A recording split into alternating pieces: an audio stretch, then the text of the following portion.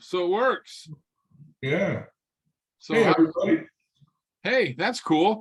What's going on in the Mechanic Alliance land? Yeah, really big time. Hey, so Dave and I want to talk a little bit about business plans right now, of the reason why you should have a business plan. Dave, why should I have a business plan? I'm going to go start a new business, or I have an existing business. Why would I do that? Well, when you're in business, life's rough. Okay. You're spending 17, 18 hours a day running your business. And part of that reason is because you don't have a direction. You think about it, especially for old guys like us.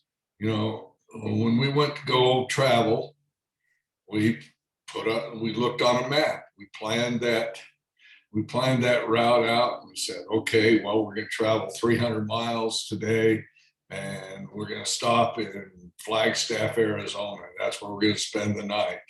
Then we're going to travel another day and stop in Fort Worth, Texas. Yeah, I know it takes 3 days to cross Texas, but Yeah, it does. you get the idea. Nowadays we use our phones or a GPS, but all that is a roadmap. That makes life easier. You know where gas stations are, where hotels are, exactly where you're going to go. Same thing's true in business. If you have that plan or path or roadmap marked out, this is where I need to go, this is what I need to do, then it makes life easier. And you take that 18-hour day and you reduce it to 12 hours because you know where you're going to go. You also are able to, and you don't do a business plan once. You do it, then you continually modify that, because what you're doing is you're looking at each of the services that you offer, and you're looking at the profitability of those services. Okay, if those services aren't making you the money that you think that you should be making, then you make adjustments. Let's say, for example, we're talking with a shop right now. One of the things in looking at their business, they're profitable. Their profits come from their diag, doing undercoatings, and some things like that. And when then you look at your oil changes. Oil changes aren't profitable.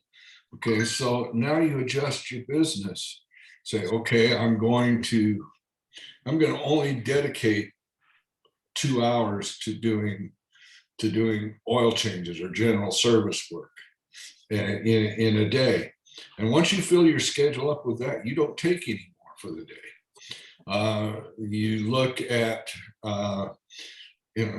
maybe you compare, you're doing brake jobs versus your diag work. Your diag work is making you $100 an hour. Your brake work's making you $23 an hour in profit. And you look at those and say, okay, I need to bring in more diag work than I need to bring in brake work. Now, if you don't have those skills for the diag work, of course, your plan's different, but that's part of why you create that plan. Is you can look at what your core competencies are in your shop and then be able to adjust what you do so that you're making the most profit that you possibly can based on the skill sets that you and your employees, if you have employees, that bring you the most profit.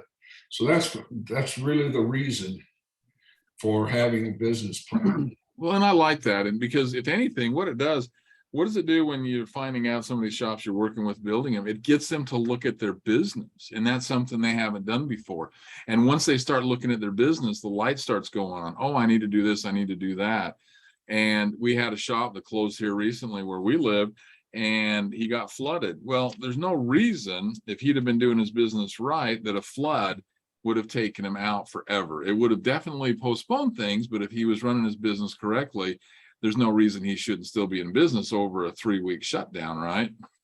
That's exactly right. And then, you know, besides looking at the profitability of what you're doing, you know, how are you bringing that business to your shop? Exactly. You know, you need to be able to look at that. What are your marketing? You know, what's your marketing strategies? You need to build those strategies because it's different depending on the area that you're in. I mean, if you're in Los Angeles, California, your marketing plan is going to be totally different than you are in Norman, Oklahoma. Yeah, for sure. You know,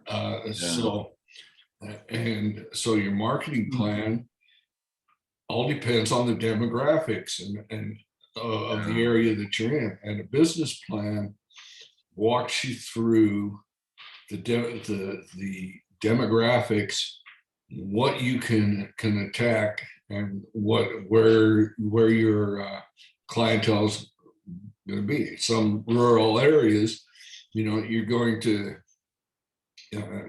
be looking at probably, you know, the high schools, trying to get the faculty at the high schools.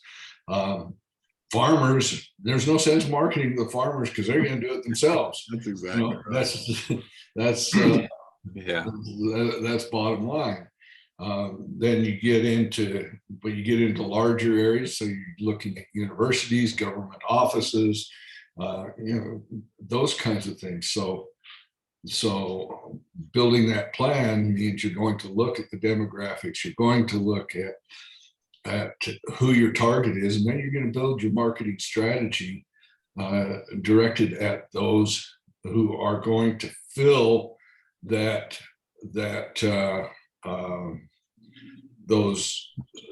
service work that is most profitable for you.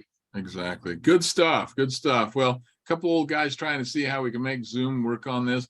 And next time we want to talk about building a resume. Building a resume might kind of be like a small business plan for an individual then, in the way that we help guys develop where they want to be, who they're going after. Do they want to be a service writer? Do they want to be whatever, as a tech, B tech, whatever.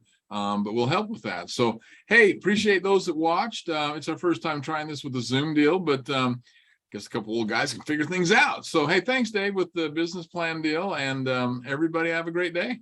Yeah, have a good one.